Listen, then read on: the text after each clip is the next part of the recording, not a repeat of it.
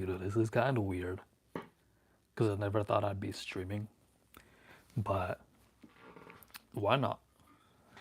I've kind of been slacking on my own self improvement for a while now. Um, so I figured, you know what, let me just stream it. So I have no excuses to being consistent. So that's why this is going to be, I think, the first thing typically I do if you are starting self improvement is just to start with a habit tracker. So tomorrow's the 20th. Yeah, the 20th. Cool. That's the wrong one.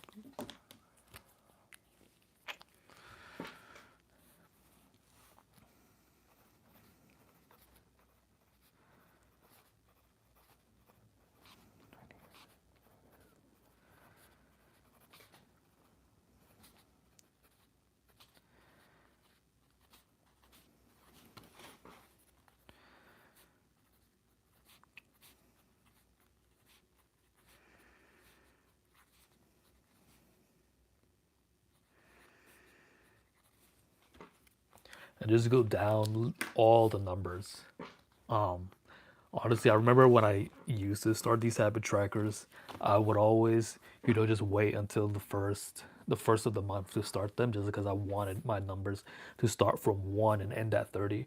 But really, if you do that, you're not really going to actually start the habit tracker. You just keep saying next month and then next month and next month. It never really ends up happening. And so I'm just gonna leave it here, just so we can get it started. And then from here, I typically just put down a couple habits that I want to stay consistent in, right? So reading is one big one.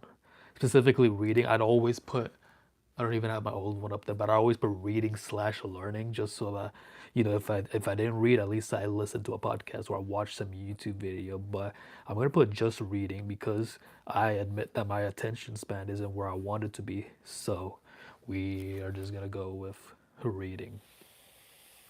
Just draw lines down the middle. Reading, workout.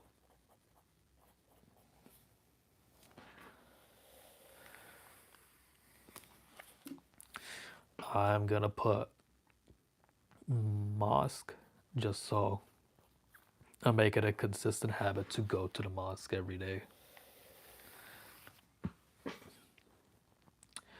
Reading, mosque, workout, meditate,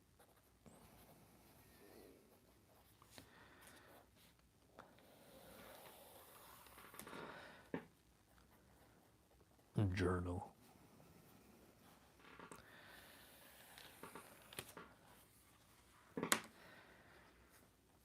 So this is basically what it looks like, right?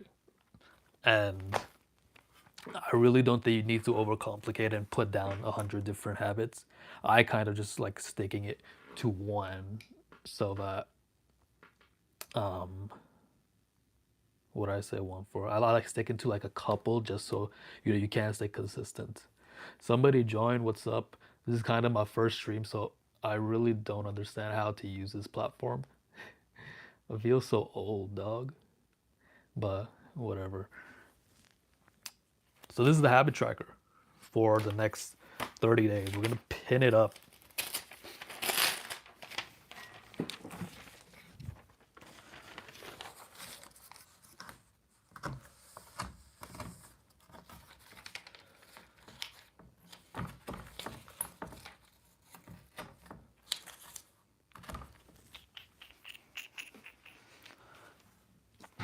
So, man, that's kind of crooked. Whatever. Walaikum salam, Rayan. What's up, Rayan? What are you doing right now? Anyways, so we're gonna read because that's number one on my priority list, and my attention span isn't where I want it to be. So,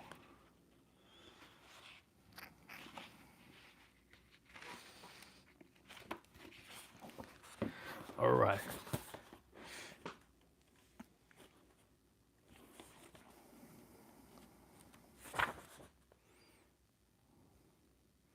You know why we're not reading this book?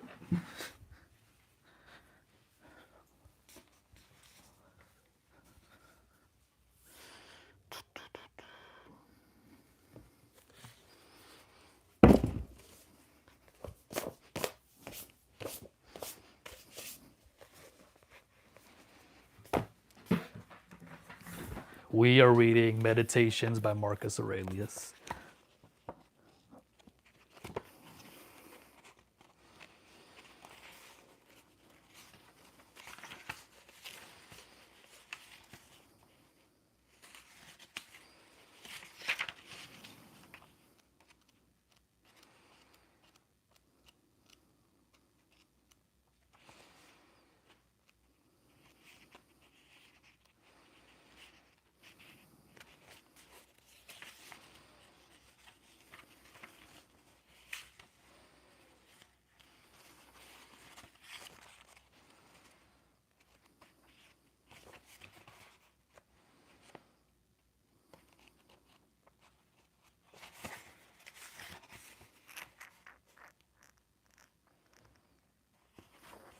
Cool. Book 1, Debts and Lessons.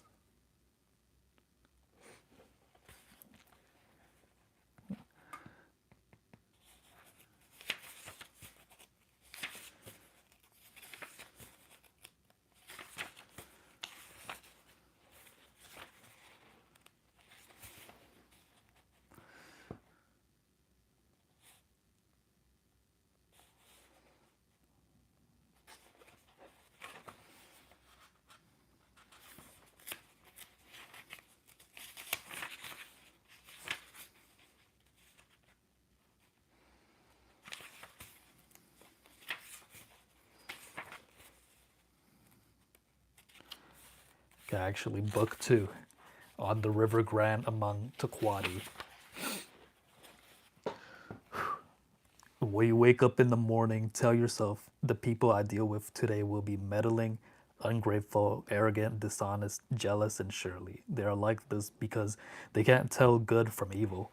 But I have seen the beauty of good and the ugliness of evil and have recognized that the wrongdoer has a nature related to my own, not of the same blood or birth, but the same mind and possessing a share of the divine.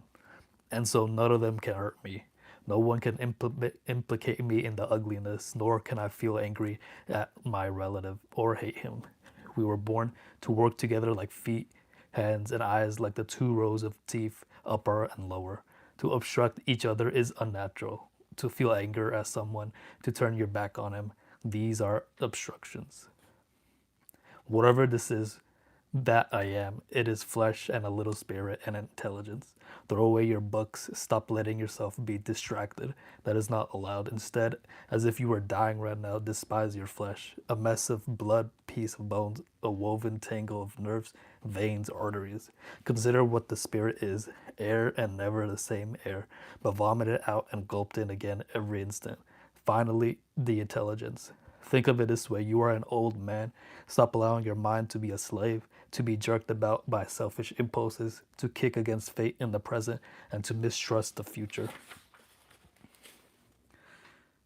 What is divine is full of providence. Even chance is not divorced from nature, from the inweaving and enfolding of things governed by providence. Everything proceeds from it, and then there is necessity and the need of the whole world of which you are a part of, whatever the nature of the whole does, and whatever serves to maintain it. It is good for every part of nature. The world is maintained by change in the elements and in the things they compose. That should be enough for you. Treat it as an axiom. Discard your thirst for books so that you won't dive in bitterness, but in cheerfulness and truth, grateful to the gods from the bottom of your heart. Remember how long you've been putting this off, how many extensions the gods gave you and you didn't use them. At some point, you have to recognize what world it is that you belong to, what power rules it, and from what source you spring. That there is a limit to the time assigned to you, and if you don't use it to free yourself, it will be gone and will never return. Concentrate every minute like a Roman, like a man, on doing something what's in front of you with precise and genuine seriousness, tenderly, willingly, with justice, and on freeing yourself from all other distractions. Yes, you can. If you do everything as if it were the last thing you were doing in your life and stop being aimless, stop letting your emotions override what your mind tells you, stop being hypocritical, self centered, irritable. You see how few things that you have to do to live a satisfying and reverent life. If you can manage this, that's all even that God can ask of you. Yes, keep on degrading yourself so, but soon your chance of dignity will be gone. Everyone gets one life. Yours is almost used up. And instead of treating yourself with respect, you have entrusted your own happiness to the souls of others. Do external things to distract you. Then make time for yourself to learn something worthwhile. Stop letting yourself be pulled in all directions. But make sure you're guard against the other kinds of confusion. People who labor all their lives but have no purpose to direct every thought and impulse towards, or wasting their time even hard at work, ignoring what goes on in other people's souls. No one ever came to grief that way. But if you won't keep track of what your own soul's doing, how can you not be unhappy? If you won't keep track of what your own soul's doing, how can you not be unhappy? Okay. Don't ever forget these things: the nature of the world, my nature, how I relate to the world, what proportion of it I make up, that you are a part of nature and no one can prevent you from speaking and acting in harmony with it always.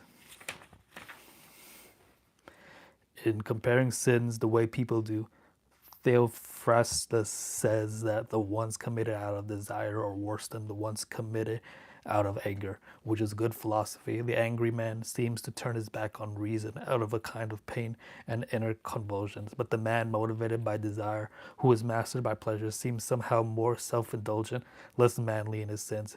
Theophrastus is right and philosophically sound to say that the sin committed out of pleasure deserves a harsher rebuke than the ones committed out of pain. The angry man is more like a victim, wrongdoing provoked by pain to anger. The other man rushes into wrongdoing on his own, moved to action by desire. You could leave life right now. Let that determine what you do and say and think. If the gods exist, then to abandon human beings is not frightening. The gods will never subject you to harm. And if they don't exist or don't care what happens to us, what would be the point of living in a world without God? But they do exist. They do care what happens to us. And everything a person needs to avoid real harm, they have placed within him. If there were anything harmful on the other side of death, they would have made sure that the ability to avoid it was within you. If it doesn't harm your character, how can it harm your life? Nature would not have overlooked such dangers through failing to recognize them, or because it saw them but was powerless to prevent or correct them. Nor would it ever, through inability or incompetence, make sure a mistake as to let good and bad things happen indiscriminately to good and bad alike. Death and life, such success and failure, pain and pleasure, wealth and poverty, all these happen to good and bad alike, and they are neither noble nor shameful, and hence neither good nor bad. The speed with which all of them vanish, the objects in the world and the memory of them in time, and the real nature of things our senses experience, especially those that entice us with pleasure or frighten us with pain, or are loudly trumpeted by pride. To understand those things, how stupid, contemptible, grimy, decaying, and dead they are. That's what our intellectual powers are for. And to understand what those people really amount to, whose opinions and voice constitute fame, and what dying is, and that if you look at it, that's abstract, and break down your imaginary ideas of it by logical analysis, you realize that it's nothing but a process of nature which only children can be afraid of, and not only a process of nature but a necessary one, and how man grasps God with what part of himself he does so, and how that part is conditioned when he does.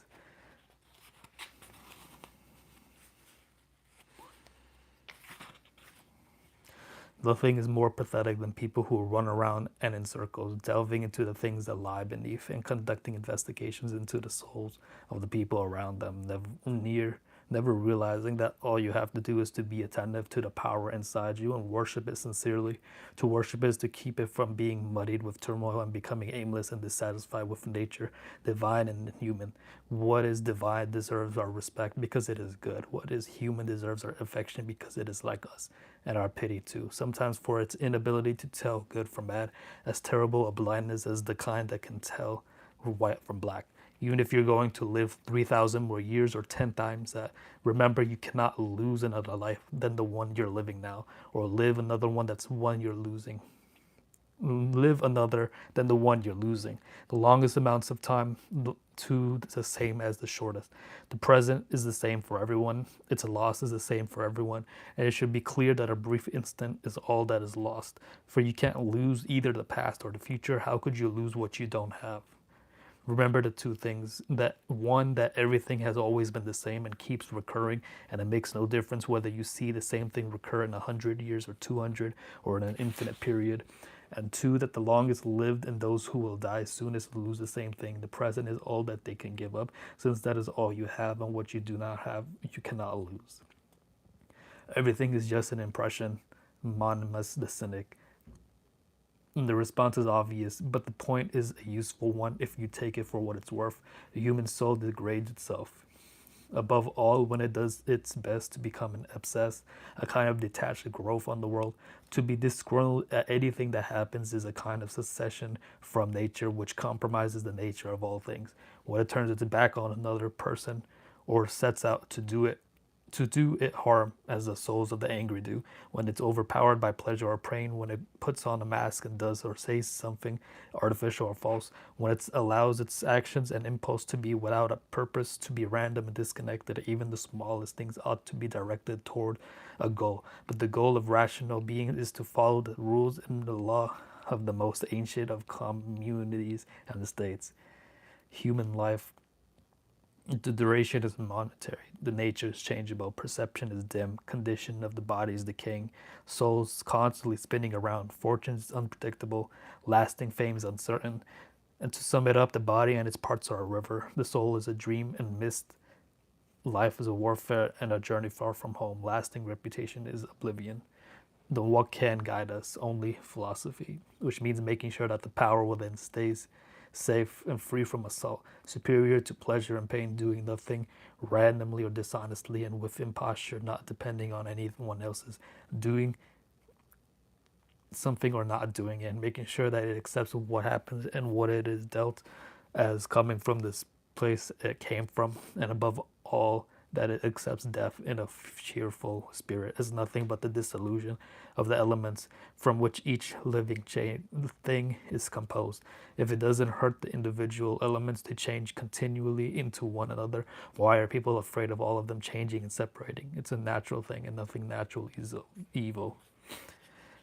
Cool. That's one chapter. Oh, y'all are still here. Cool. So, sum that up. Basically, it's saying, you know, you only have the present moment, right? You can't really do anything about the past because the past is gone. And you can't do anything about the future either because the future is not here yet. So the only thing you can control is what you're doing in the current moment. And if what you're doing in the current moment doesn't align with what you want to continue doing, or if you don't think it'll lead you to a good place in life, then to stop doing it, because you only have one life and you won't be able to do over life again. So that's great. That's like, what, 5 pages? We can check that off the list tomorrow, right? Yeah, because tomorrow's the 20th.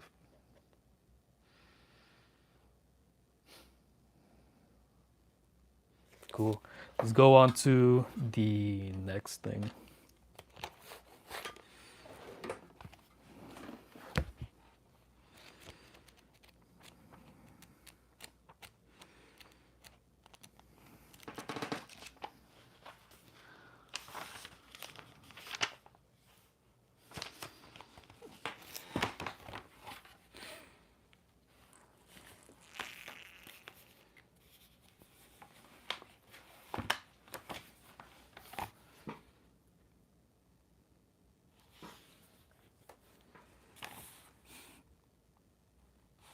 Sunday, January 20th. Honestly, whenever I'm journaling,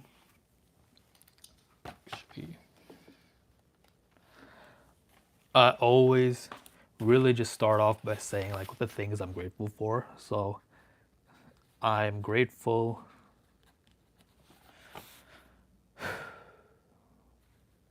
to be streaming. I don't know, I might never stream again. This might be the first and only time I ever stream. But let's see, let's run this, let's run it and see how it goes. What else? I am grateful for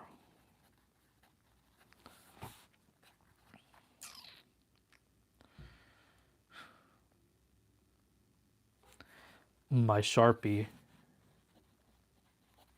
because I've had this Sharpie for like 5 years now. I don't know how it still has ink. I've used it practically every day since then. Still works as if it's brand new.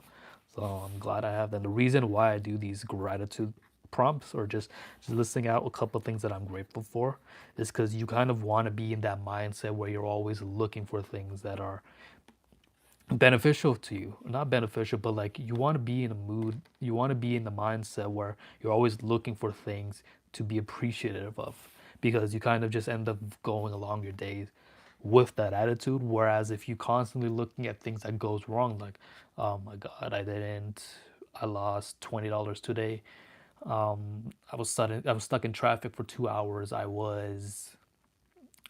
not sticking to my diet. Whatever it is, you're not doing anything. You're always looking for the negatives, and you kind of just always will look at it like that, which is not a good way to live, really. Um, what else? I'm grateful for MLK Day because I get a day off from work.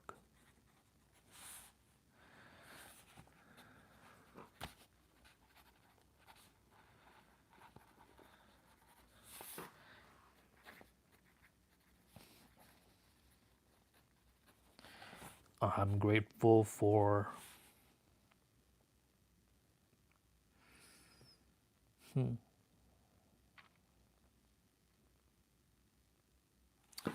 the sun shining.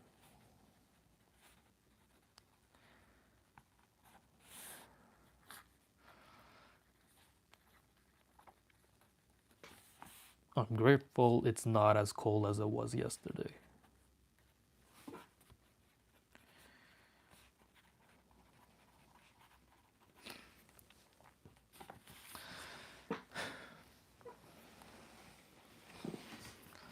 And then I just go down and write stuff. I'm not really going to speak this out loud because I think your journal, honestly, I guess because this is kind of part of the journal too, just documenting myself journal. But I don't, because you want to be able to write stuff that nobody with the expectation that nobody's gonna read it, because I feel like you kind of let yourself be more open and vulnerable with yourself when you have no expectations of anybody reading it. And so just write, being able to write down whatever it is you're thinking about, whatever is bothering you, stressing you, what you're excited about, what's giving you joy at present, what's kind of bringing your mood down, whatever it is, you just write about whatever comes to mind. And typically what I do is, because I have like these first 5 pages is filled up with what I'm grateful for, I just fill up the rest of this page with whatever it is that comes to mind, and I'll leave it at that. I can go on for more pages, and you really can if you have the time or you just love writing. I like sticking to just one page, just get all my thoughts out and just move on with the day. So we will write this.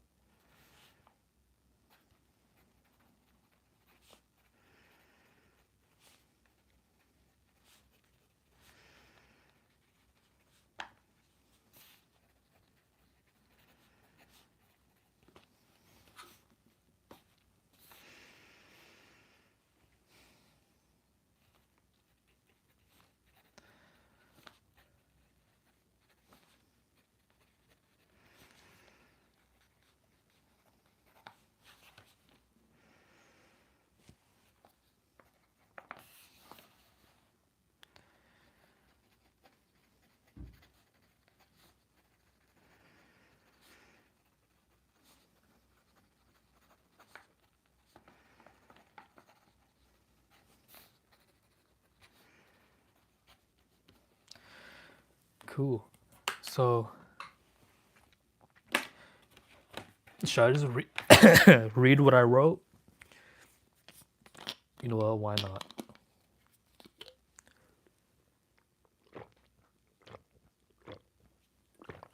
So I wrote,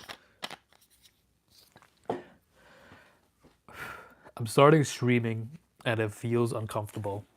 I don't want to be labeled a streamer or viewed as a streamer. I just want to be able to document my self improvement process, fix my attention span, and leave an impact in the self improvement space. I would love to get more views, but that's not really the purpose of this stream. The purpose is for my own selfish goals of staying consistent and disciplined. How can I stay undisciplined when there's a camera recording my every move? Maybe it also gives me an excuse to create content because it removes any friction that comes with filming videos since the camera's already on.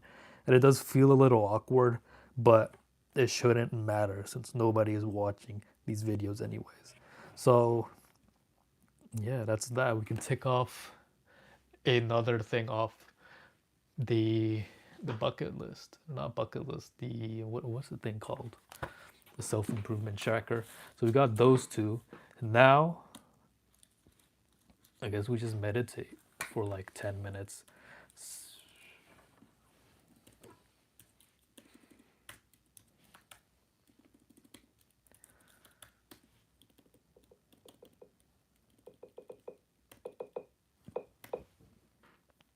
How long we should do? 5 minutes? Let's,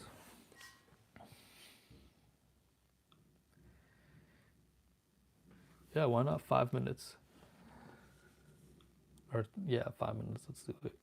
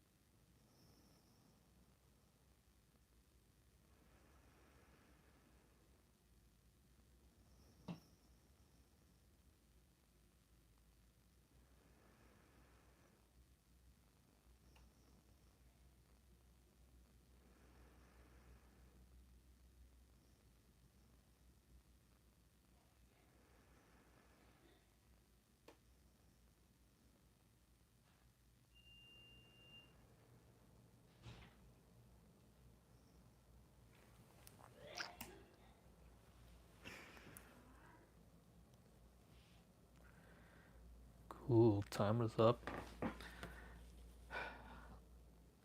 That's 3 for 3. So honestly,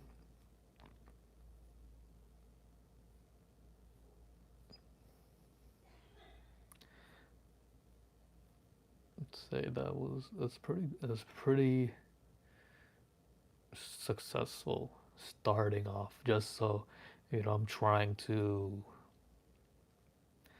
build my discipline back up, build up my consistency back up, build my just be who I used to be, right? Because I know when I first got onto self improvement, this was 2020, yeah, end of 2021. I just remember being so disciplined that where I could wake up in the morning and just start reading out like literally out of bed. I'll go to the gym like right after reading. I'm so locked in that I don't even need to think about it because I know that I know exactly what I'm doing every single day because of how systemized it became. I had like my daily schedule as my background for my phone for like a year and a half, and it was the most locked in I've ever been. But I kind of fell off, and it's just always been so hard for me to bring that consistency back up. And so we're doing things differently this time. We're actually gonna just stream it. I could just record myself doing this entire process, and then uploading it, or not even uploading it at all. But I like this process more. I think I could just create the streams and then break them up into individual videos for anyone who wants to watch them. But yeah, we're gonna end this here.